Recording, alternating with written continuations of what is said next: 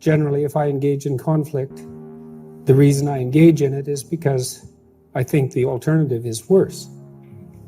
And so, if you're trying to settle things with a family member, there's often a terrible minefield that you have to wander through to reach anything approximating a lasting peace. And avoiding it doesn't make it better. And it's terrible to confront it, and it can be virtually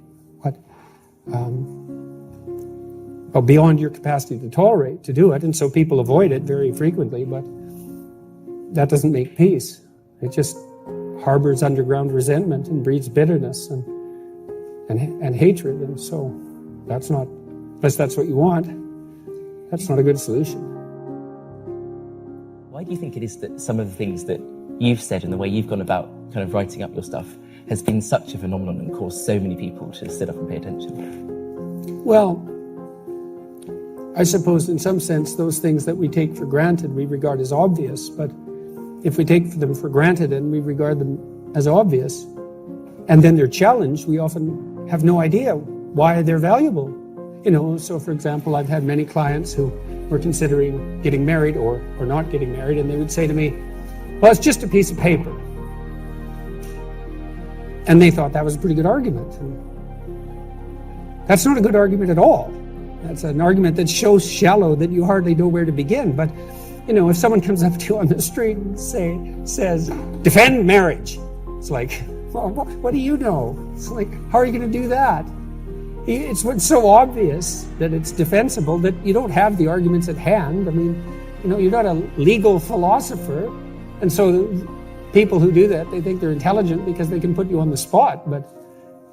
And merely the mere fact that you can't articulate a claim you share with almost everyone in some traditional sense doesn't mean either that you're stupid or that the principle itself is invalid. It just means that we tend not to discuss all those things we agree upon. It doesn't mean they're without merit. So the rules, I mean, I've been criticized, my books have been criticized. Well, they're, self-help. And I think, well, I'm actually not contemptuous of that, so that criticism doesn't bother me. My clinical practice, many of my clients were brought to whatever philosophical understanding they had through so-called self-help books. And if they were reading books, that's not so bad. And what were they trying to do? Improve themselves? I mean, how pathetic is that? And then to pander to an audience that needs self-improvement. It's like, well, so yes, the rules were obvious, but the reasons for them weren't.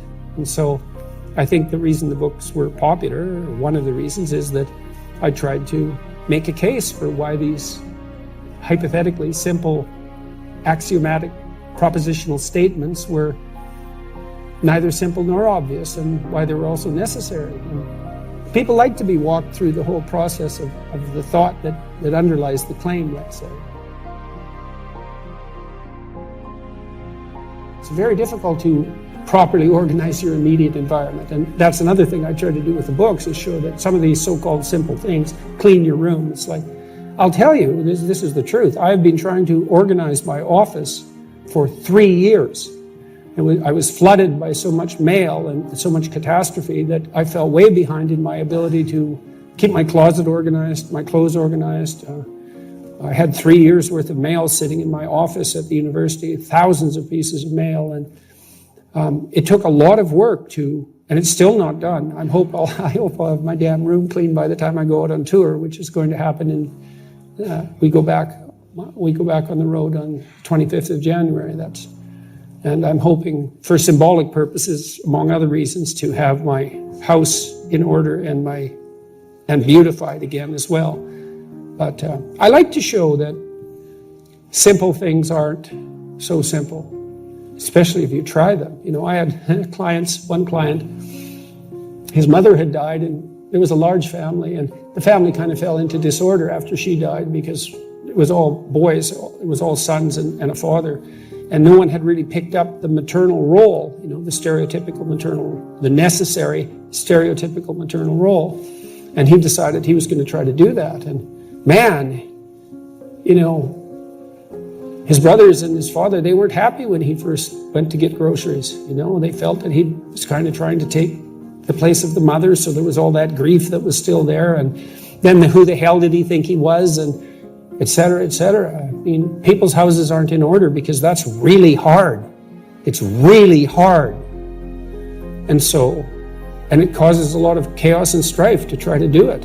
And so usually it isn't done, and it isn't until you actually try it, like right down to the detail, that you start to understand how difficult it is, and then also how to appreciate. You also start to appreciate how necessary it is. So it's fun shedding light on that sort of thing, and the non-triviality of the ordinary. And part of the reason I concentrate on the individuals, because I don't think the things we do are trivial. If you think the things you do are trivial, then you're either bringing a trivial attitude towards them, or you're doing things that you're not doing the things you should be doing, or you're not framing the situation appropriately. So, and you might dispute that, and that's okay, you could, but one thing that my depressive clients, for example, would say, I can't really figure out why anything is worth doing if we're all going to die in the end. It's like, it's fair enough. But I said, I think it was last night at my lecture, I said, if a baby's crying in front of you and you know it's cold or hungry, you don't cease to attend to its distress because the sun is going to envelop the earth in 4 billion years. You think, that's not a good excuse. Well, why not? Why not use that time frame? And your instinctive answer is, well, that's just not the appropriate time frame. And so I would say, well, if you have the habitual inclination to apply to your own life a time frame or an evaluative framework that reduces what you're doing to meaninglessness, then you should consider whether or not you're using the wrong time frame. Right? If it all of a sudden becomes meaningless, pointless, you're suffering in the work you have to do, well, find a time frame that is appropriate, sufficient unto the day, let's say. That's a good start. The first question might be, why should you even bother improving yourself? And I think the answer to that is something like, so you don't suffer any more stupidly than you have to. And maybe so others don't have to either. It's something like that. Like there's a real injunction at the bottom of it. It's not some casual self-help doctrine. It's that if you don't organize yourself properly, you'll pay for it, and in a big way, and so will the people around you. Now, and you could say, well, I don't care about that, but that's actually not true. You actually do care about that, because if you're in pain, you will care about it. And so you do care about it, even if it's just that negative way, It's very...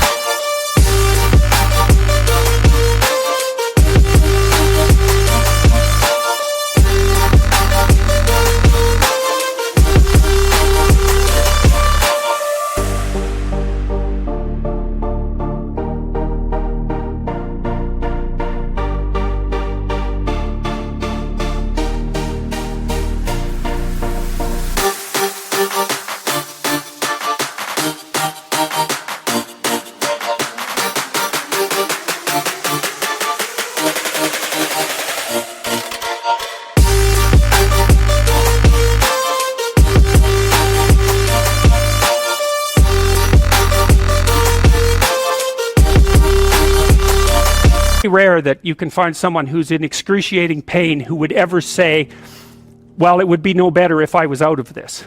It's sort of, pain is one of those things that brings the idea that it would be better if it didn't exist along with it. It's incontrovertible. So you get your act together so that there isn't any more stupid pain around you than necessary. Well, so then the question might be, well, how would you go about getting your act together? And the answer to that, and this is a phenomenological idea too, it's something like, look around for something that bothers you and see if you can fix it. So now you think, well, let's say you go into you can do this in a room. It's quite fun to do it just when you're sitting in a room, like a room, maybe your bedroom. You can sit there and just sort of meditate on it and think, okay, if I wanted to spend 10 minutes making this room better, what would I have to do? And you have to ask yourself that, right? It's not a command, it's like a genuine question. And things will pop out in the room that you like, there's a stack of papers over there that's kind of bugging you, and you know that maybe a little order there would be a good thing, and you haven't, there's some rubbish behind your computer monitor that you haven't attended to for like 6 months, and the room would be slightly better if it was a little less dusty and the cables weren't all tangled up the same way. And like, if you allow yourself just to consider the expanse in which you exist at that moment, there'll be all sorts of things that'll pop out in it that you could just fix. And I might say, well, if you were coming to see me for psychotherapy, the easiest thing for us to do first would just be to get you to organize your room. You think, well, is that psychotherapy? And the answer is, well, it depends on how you conceive the limits of your being. And I would say, start where you can start. If something announces itself to you, which is a strange way of thinking about it, as in need of repair, that you could repair, then hey, fix it.